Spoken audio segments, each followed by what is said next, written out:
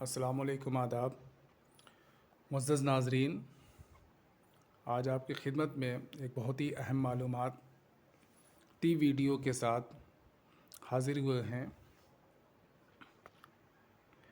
آج کی ہماری پیشکش اردو کے مقابلہ جاتی امتحانات، مثلاً UGC NET JRF، assistant professor, lecturer, PGT، TGT، LT گریڈ، DSSB ڈیلی، CTET اور UP ٹیٹ وغیرہ کے لیے انتہائی مفید اور کارآمد ہے۔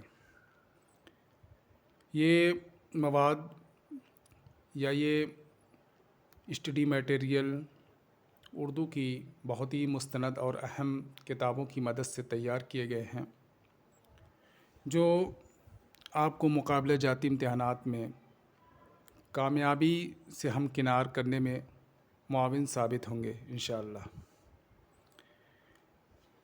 اس پیشکش کا جو عنوان ہے وہ ہے شمالی ہند میں اردو شاعری کا ابتدائی دور۔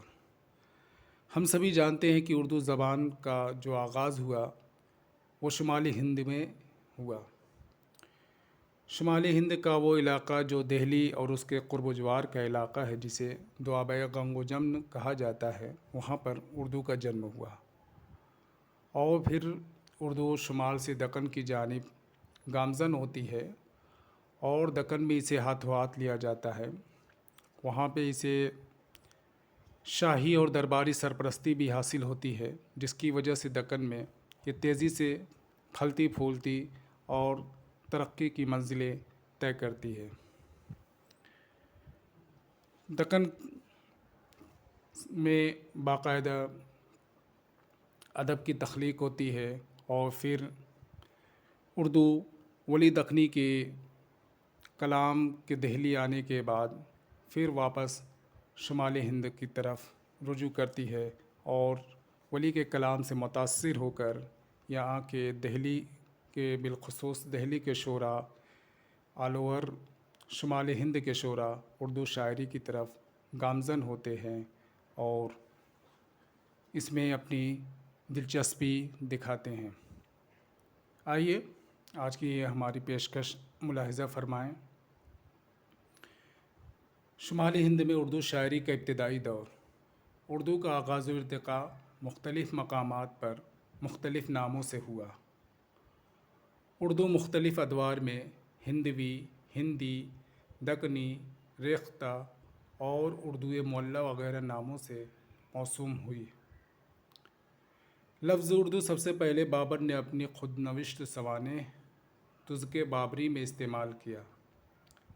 اس میں اردو لفظ بکثرت استعمال ہوئے ہیں۔ تزک بابری کو بابر نے ترکی زبان میں لکھا تھا، جس کا بعد میں فارسی، اردو اور دیگر زبانوں میں ترجمہ ہوا۔ سب سے پہلے 1027 عیسوی میں اردو کا لفظ فوجی لشکر کی حیثیت سے مروج ہوا۔ امیر خسرو کے زمانے میں اردو کو ہندوی کہا جاتا تھا۔ محمد بن تغلق کے دور میں دکن میں اردو کو گجری اور دکنی کہا جانے لگا۔ اردو شاعری کو طویل عرصے تک ریختی کہا جاتا تھا۔ اردو دہلی کے شاہی حلقوں بالخصوص عہد شاہجہاں میں اردو معلیٰ کے نام سے جانی جاتی تھی۔ مسعود حسین خان کے مطابق میر محمدی مائل دہلوی نے اپنے دیوان 1762 میں سب سے پہلے اردو لفظ کا استعمال کیا۔ یہ قیام الدین قائم چاند پوری کے شاگرد تھے۔ شمالی ہند میں اردو شاعری کا پہلا دور مغل بادشاہ محمد شاہ کے عہد حکومت سے شروع ہوتا ہے۔ یہ پہلا مغل بادشاہ ہے جس کا کلام اردو میں ملتا ہے۔ اکبر اور جہانگیر کے درباری شاعر عبد الرحیم خانِ خانہ کی اردو میں 2 غزلیں ملی ہیں۔ جہانگیر کے عہد کا شاعر خاقی کی بھی اردو غزل دستیاب ہوئی ہے۔ شاہجہاں نے اردو میں شقہ لکھے اور اورنگزیب نے رقعات لکھے۔ عہد شاہ جہاں کا شاعر چندربھان برہمن کے نام سے ایک غزل منسوب ہے۔ چندربھان کو دارا شکوہ کا منشی بتایا جاتا ہے۔ عہد اورنگزیب میں فارسی کا اثر دھیرے دھیرے کم ہونے لگا تھا۔ عہد اورنگزیب کے اردو غزل گو شعراء میں جعفر زٹلی، سید اٹل نارنولوی اور عطا قابل ذکر ہیں۔ انگریزی دور میں دہلی میں اردو کو دہلوی کہا جاتا تھا۔ دہلی میں ولی کی آمد سے قبل جعفر زٹلی، عبدالجلیل اٹل، محمد عطاء اللہ وغیرہ اردو میں شعر کہا کرتے تھے۔ شعراء دہلی نے فارسی غزل کی قدم بقدم پیروی کی۔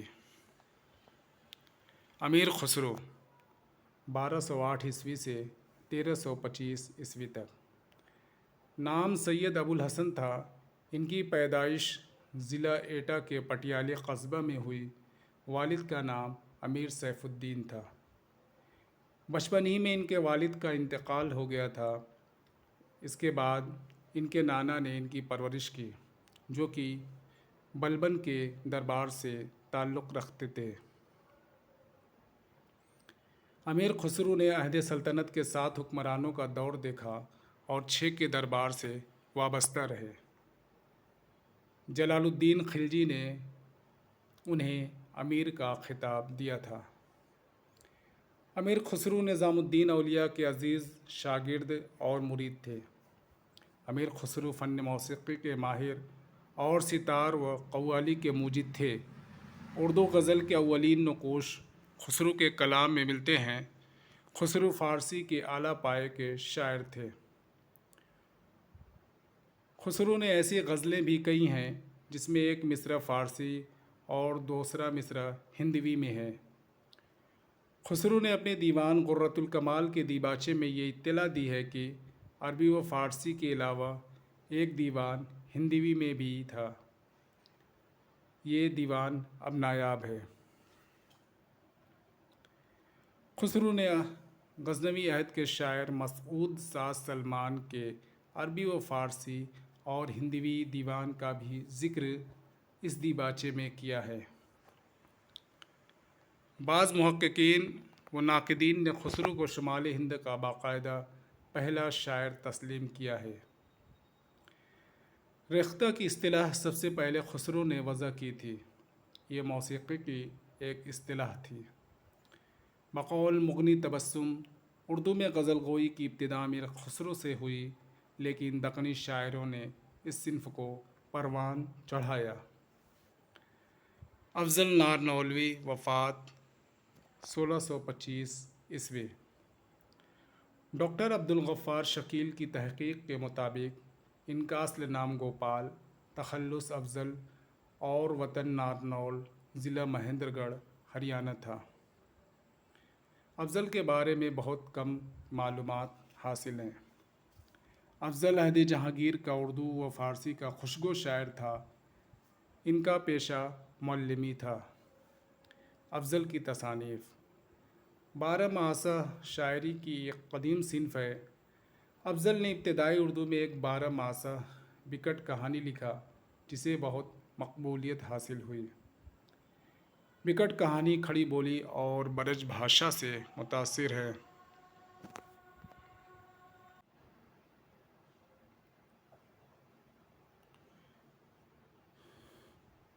بکٹ کہانی کو اردو کا پہلا 12 ماسہ مانا جاتا ہے۔